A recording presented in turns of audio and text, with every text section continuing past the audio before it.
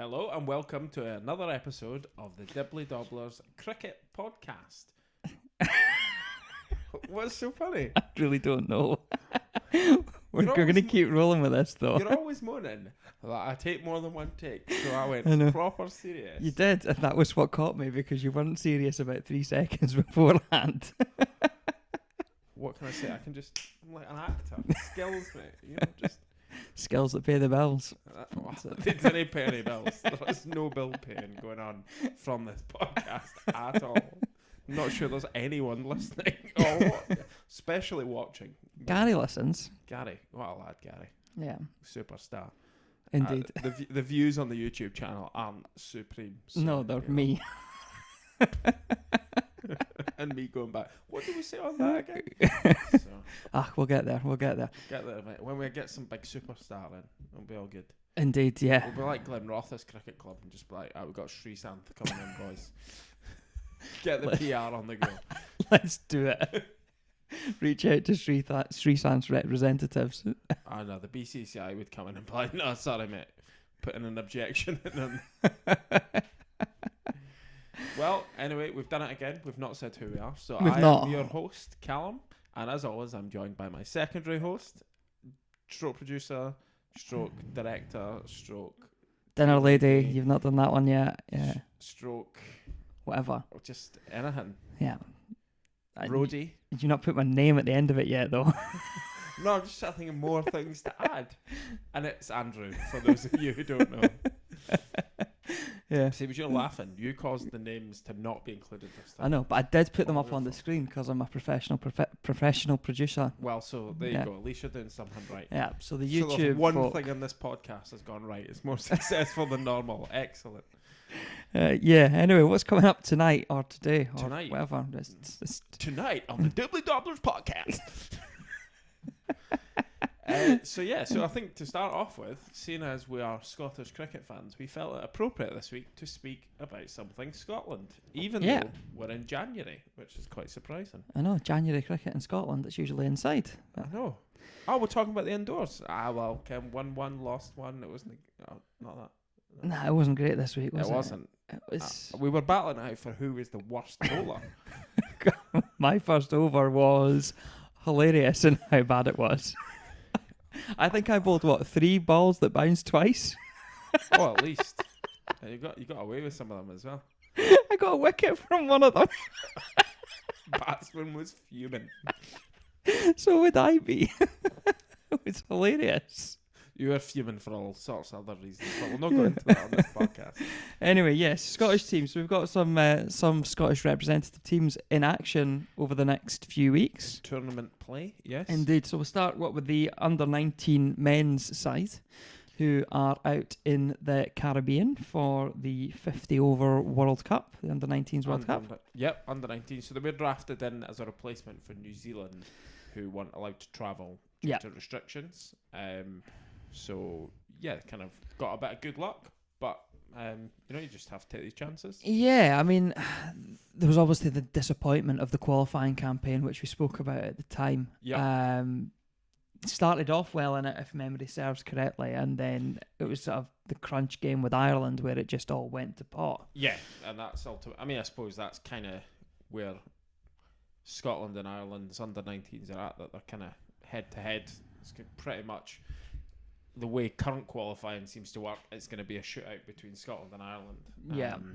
So unless something changes, that's going to carry on. So we are a bit unfortunate, and you probably do look at some of the other teams, not that are in Scotland's group, but you probably go, well, Scotland would fancy themselves to be a better side than perhaps some of them, like, say, your Canadas and things like that. Or your Ugandas. Oh, well, yeah. Comfortably beat them in the warm-up. Yeah. I did see someone on Twitter, a Ugandan cricket fan, who they took it quite seriously. It was like a warm-up game, and they called themselves the Baby Cranes. Yeah. I'm assuming the Cranes are what their full team's called. And it was like, oh, we're going to go and destroy Scotland. I was like, wow. And they very much didn't. I know, and it was like, so firstly, you've now got egg on your face. And secondly, it's a warm-up to the under-19s World Cup. Whoever you are, calm down. Yeah. I think when the proper stuff does kick off, I think our boys will be in for a bit of a tough time. They've got a group with Sri Lanka, the West Indies, and Australia. So yeah, I mean, Australia are notoriously just strong. Yeah, throughout the age groups, and yeah. The hosts in the West, they've got the host nation there, and Sri Lanka, who at the end of 2021 made the final of the Asia Under-19 Cup, I think is how Asia Cup Under-19s. I'm not sure which way around it goes, but or maybe Under-19 Asia Cup. One of them. Which do you think It'll be one of them. It'll be one of them. The Under Asia 19s Cup. That's just silly. Middle Earth creatures playing. Yeah. Frodo and his pals. Yeah, them against the orcs.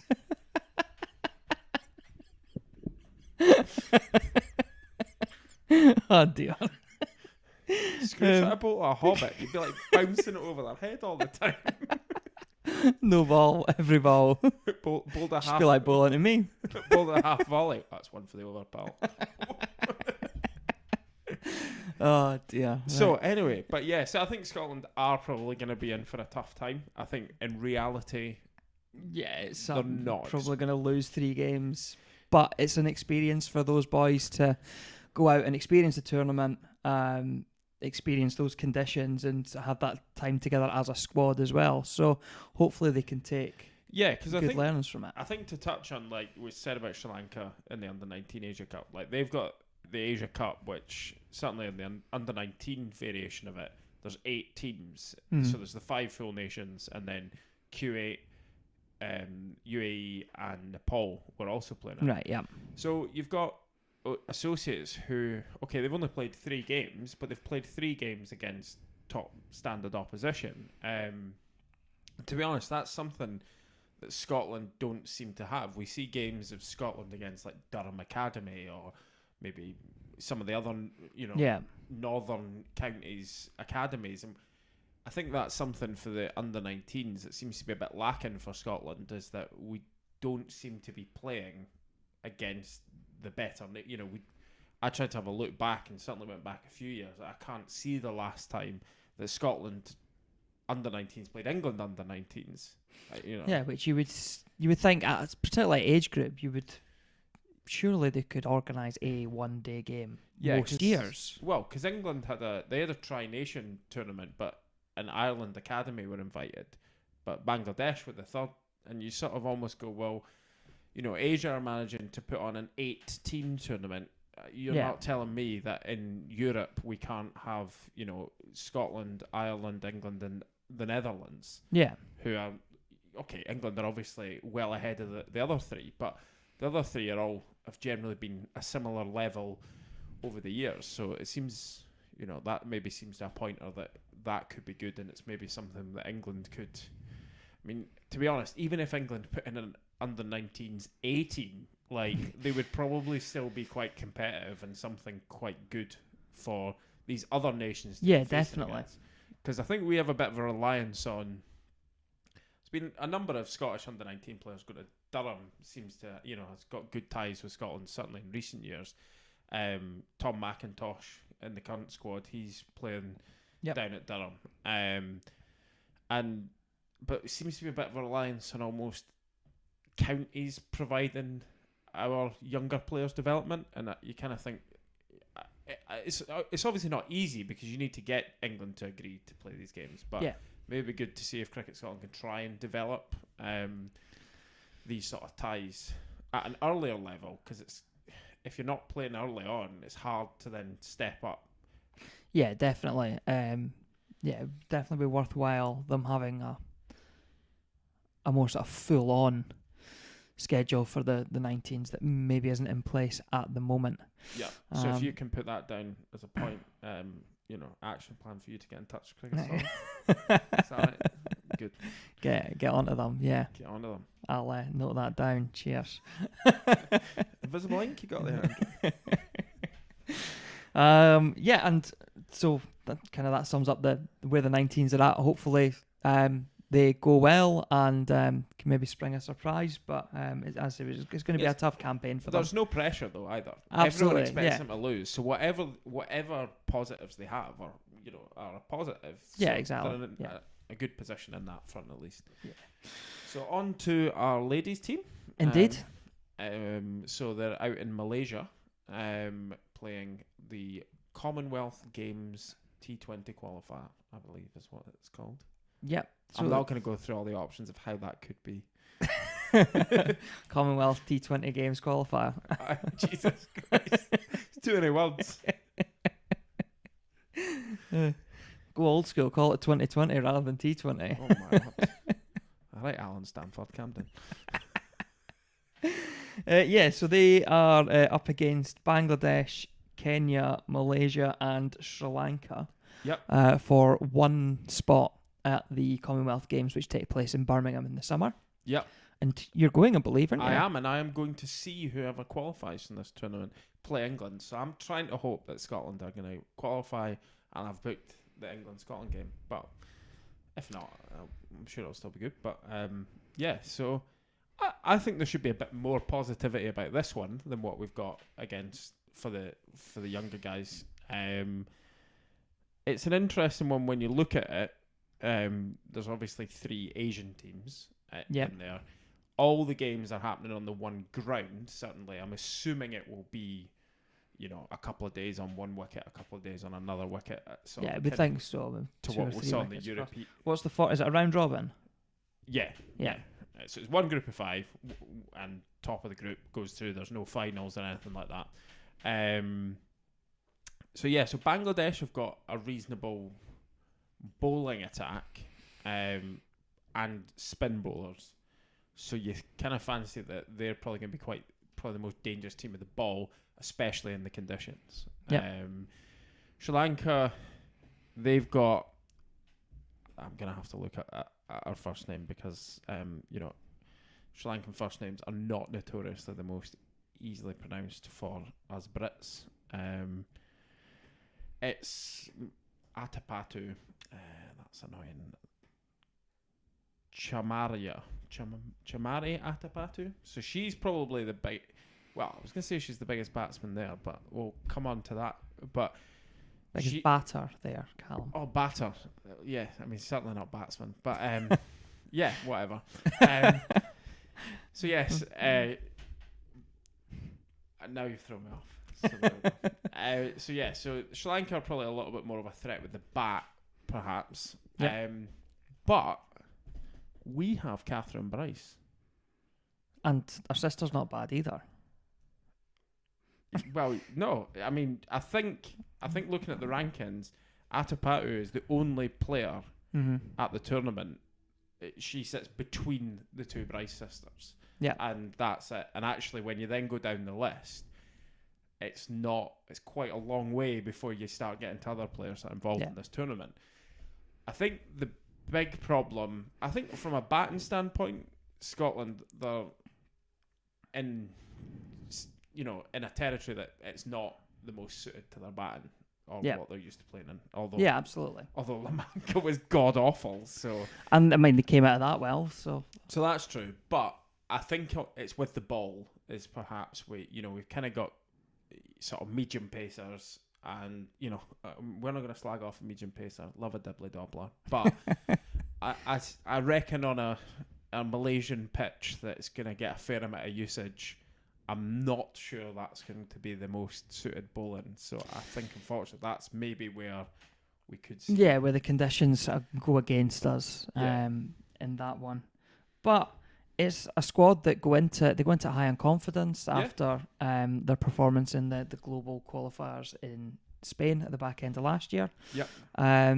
So, they'll go into that competition with full belief in their abilities, and hopefully they can do a job and get through it. And actually, unlike the under-19s, they've actually played more cricket than the Bangladeshi women and Sri Lankan women. So that is one advantage that they've got. Sri Lanka in particular, in recent times, their women have played very few, certainly T20s. So that's maybe another thing. They're coming in better prepped, a better team unit. So fingers crossed, and I'll be getting to go down and see England v Scotland in Birmingham. Yeah, hopefully. Cool.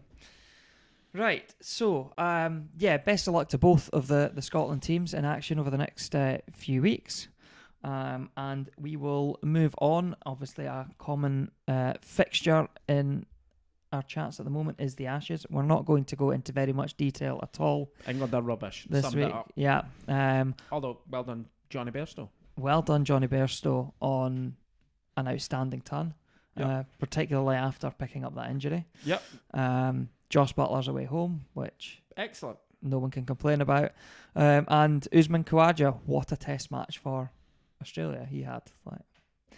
But we weren't going to talk about it. We weren't. No, that's just a quick summary. We're just going to go through the standings in terms of the leading wicket takers and leading run scorers, because obviously we made some predictions. I had Hazelwood as the leading wicket taker, which isn't going to happen. Root as the leading run scorer, and maybe you had Robinson as the leading wicket taker, which isn't going to happen. And you had Marnus Labuschagne as the leading run scorer in the series. It's looking good. So let's do wicket takers first, and we'll bring that up onto the screen for those of you watching on YouTube. Nathan Lyon now leads the way with 16 wickets at an average of 23.56, because Mitchell Starc has gone off the boil a little bit in terms of pink his ball test coming up. Mitchell's yes, yeah, probably. But well, I'll let you finish the list.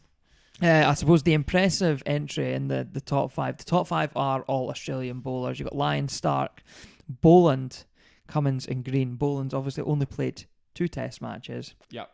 He's taken 14 wickets at an astronomical average of 8.64.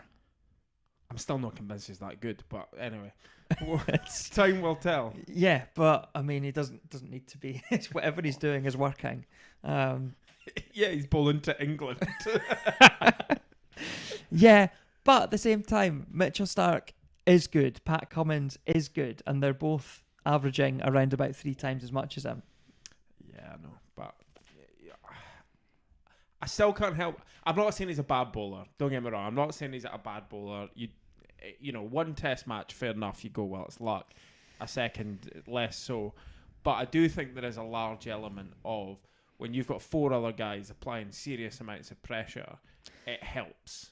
Yes, and I mean, the reality is that the guy hasn't got into the test team until the age of 32. Yeah. So there's reasons for that. Yeah. So it's look. Don't get me wrong. He's doing well. I think it seems to be there's a fitness test ahead of the last test as to whether he'll play or not. I don't think. I think if he's fit, he has to play. You can't up with those stats. Yeah. Not.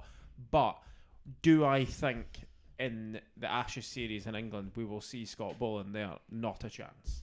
No, I think you're probably right on that one. We'll move on to the run scorers.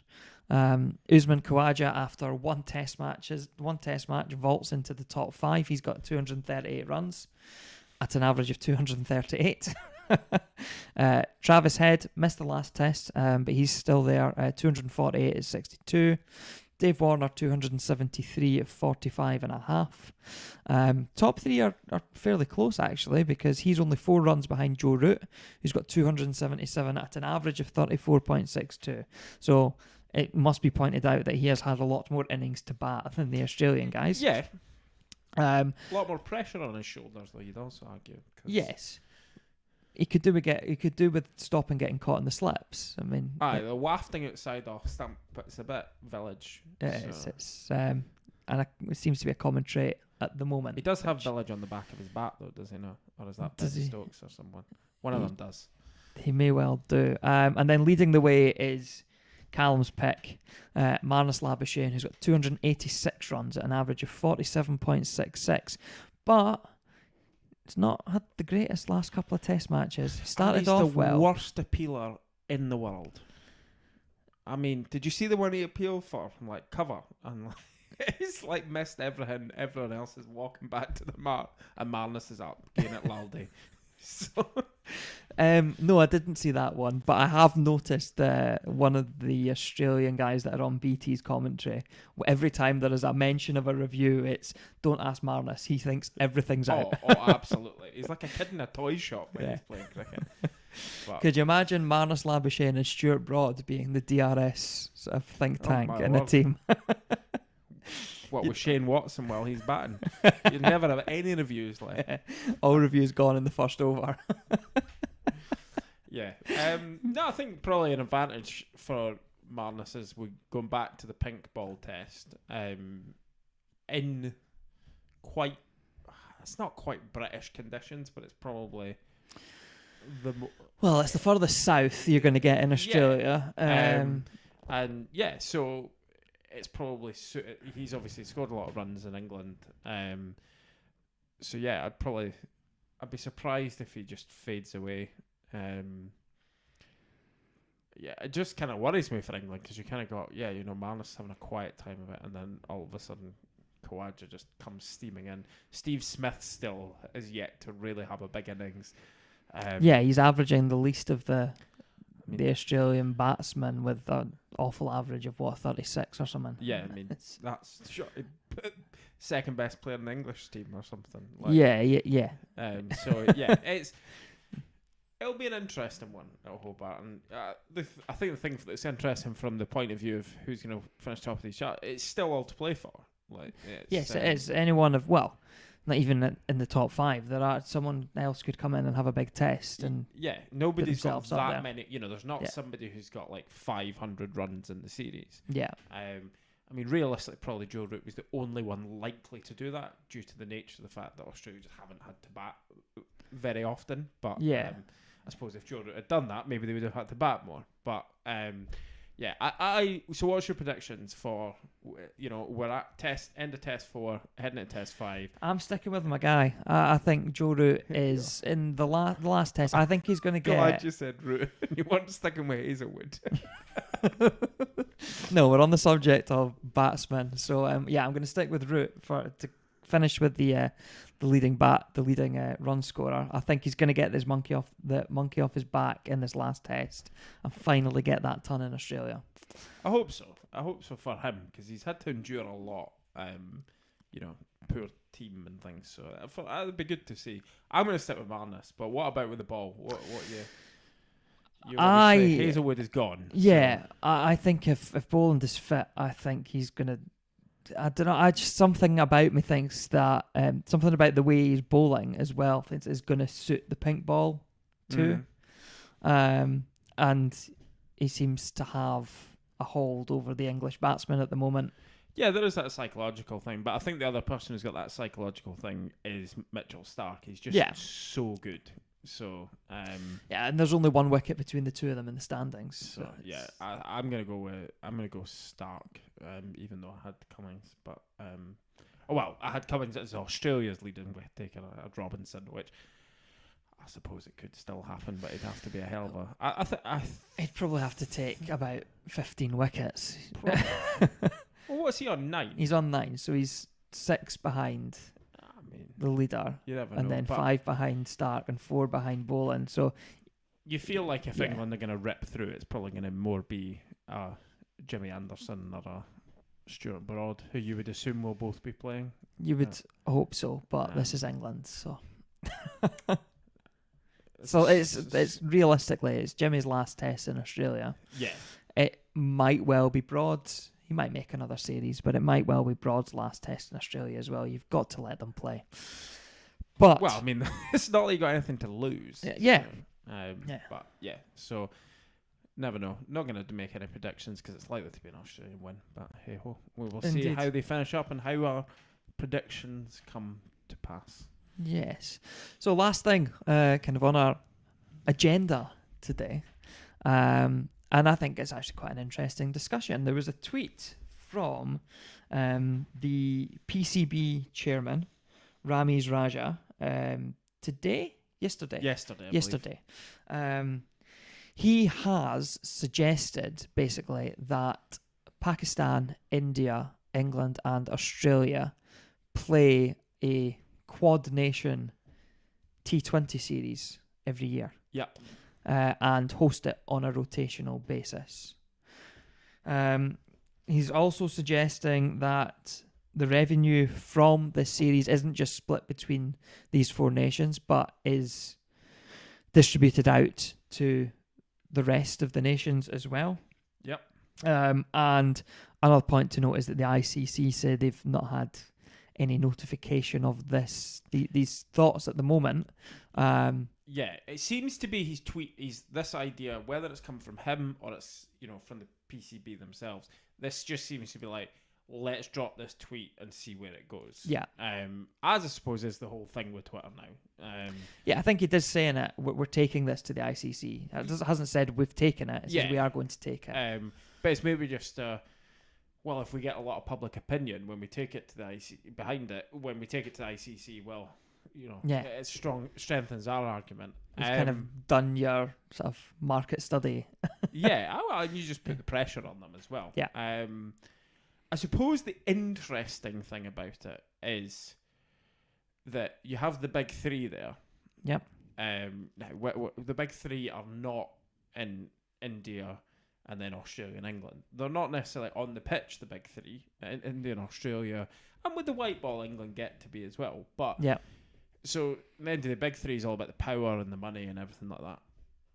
I do find it quite interesting that it's being proposed by somebody not in the big three, trying to piggy themselves onto the... Now, I know there's no money benefit as such, although... Well, there will. If you're I doubt the host isn't going to take money, the gate tickets and all that. I think it will be things like the TV rights and stuff, that'll get split. So that's kind of an interesting one to start with. It's like, well, you might have a New Zealand or somebody turning around and go, well, hang on, why are you in it? Which is part of the reason I don't think this will get through the ICC. Probably the only way realistically for it to is because it's the money sharing, is if they actually go, this is a gold mine.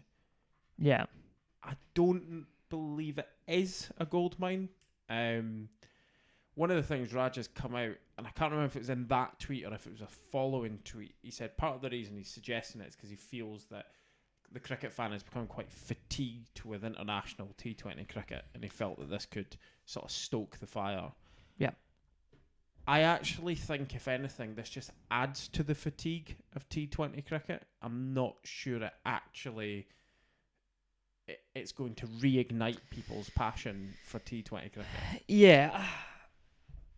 There is clearly an issue with the amount of bilateral series that are played. Particularly white ball bilateral series. There's too many of them. If this reduces the amount of them, then possibly I can see that argument.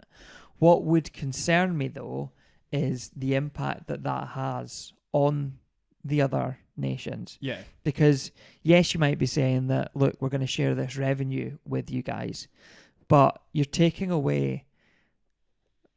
If these four nations then go, right, we're not playing in bilaterals because we've got this every year and we've got a T20 World Cup every second year, as is going to be the case. And then a World Cup and a Champions Trophy. Yeah, so you've got a white ball tournament every year and you've got this series to fit in. So you're probably not going to play a huge amount of white ball cricket out with them. Yeah, because it's going to have to move around in terms of dates as well, because obviously if everybody's hosting, the cricket season varies from place to place. Yeah. So what that's going to do is it's going to take the tours that these teams have away from the other nations. Yeah. And England, Australia and India touring is where these other nations make their money as well. So I think that it's a bit of you're robbing Peter to pay Paul a bit, aren't you? Yeah, I think as a core fundamental idea of let's try something different to try and I see that and I think that's fine. But I think actually once you start to go down into it, you're like, well, it's kind of... I think there are flaws there in it. As I say, what are Pakistan supposedly bringing to the table that some other cricketing nations couldn't? I'm actually of the opinion, a little bit over international T20 cricket, that outside of World Cups, it should almost just be binned. I think there's... And my reason for saying that is I think that there are so many franchise tournaments out there now that, and the thing is, they are cash cows for the country, and that's part of the reason why there are so many, because that's bringing in revenue. So I'm not sure that boards need the revenue from T20I cricket because they're probably getting it from franchise cricket. Yeah. And I just wonder, actually, would on an international stage would be better going, right, well, what you're going to have is you're going to have T20, you're going to have all these franchise leagues around the world. You know, feel free, go off and play in them. We'll pick our best players based on domestic results. And then you might have just a run-up to the world, the world T20. Now, what you're going to see is your smaller nations or particularly your associate nations, they're probably going to keep playing T20 cricket because they're not going to have people playing in the franchises and things like that. And I think that's fine. I'm not suggesting to get rid of that, and I'm not saying that you can't even maybe have some of the lesser nations. Yeah, that sounds bad, but I think everyone knows what I mean by saying that. But your Irelands and but I actually think we just need less T20I cricket. I don't think anybody cares about it. Yeah. How about as a counter proposal then? So say you have this Quad Nation series as it is. Yeah. How about a football, like UEFA have implemented the Nations League to sit out with their qualifying campaigns to basically get rid of international friendlies. Yep. T20 cricket has clearly got an issue where bilateral series just don't excite people anymore. Yep. How about you have these Quad Nation series, but they're basically like a ladder. Like a top so 16. Or you could even go all the way down, I suppose, and you just have it as banded in 4. So your top 4, say it is these 4, which I think in the T20 rankings it is at the moment. I don't know. Because I think Australia winning took them up because they were quite far down at one point. But I think they are now. I don't know where New Zealand are, if they're maybe. But anyway. Roughly. So you see top 4 in the rankings, and then you have 5 to 8, 9 to 12, so on and so forth, all the way down as your starting point. And then, like the Nations League, have promotion and relegation between them. Well, the thing is, this isn't actually an alien idea to international cricket. In associate cricket, this is how it has worked for years now. You have the cricket league, whatever cricket league it is, and then it's generally been the top 4 have, in the top one, the top 4 have stayed up. The bottom 2 have gone down, or have to effectively have to re-qualify. So it's not an alien idea. It's not an alien concept to international cricket. Maybe to full nations it is. And I suppose that's where I could see it meeting resistance, is because the problem comes is it's like, well, if you're a West Indies, a South Africa, these nations, it's like, well, hang on a minute, we're now all of a sudden not getting India, Australia and England. Yeah, it feels a bit like a European Super League type proposal, actually, when you step back, doesn't it? As football has seen. Yeah, it does a bit, but it feels like Newcastle United have proposed the European Super League a little bit. It's maybe a bit harsh on Pakistan, but like Leicester City coming along and proposing the European or something like that. Yeah. Man United.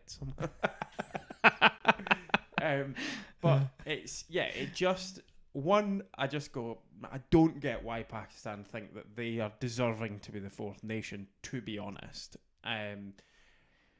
It's because, yes, they've probably got, I think, after India, they've got the biggest population you can make the argument for, but, I think there are other people who would have other arguments. Yeah, I think basically that 4th nation is going to be one of Pakistan, New Zealand, and South Africa. Yeah. And I suppose probably bringing money to the table, probably Pakistan would be able to bring more money to the table because, South African cricket struggles to sponsor its own stuff at the best of times. Yeah. And New Zealand just is a small nation. So, but there's that problem. It creates problems for other series around it. I just actually think it creates fixture congestion. And as I say, my sort of I like the idea of the sort of Nations League type thing. I just again wonder how practical. The big problem you've always got with like moving series is, as I say, cricket seasons are different in different places. Yeah. So if England are going to host it, well, it has to take place between then and then.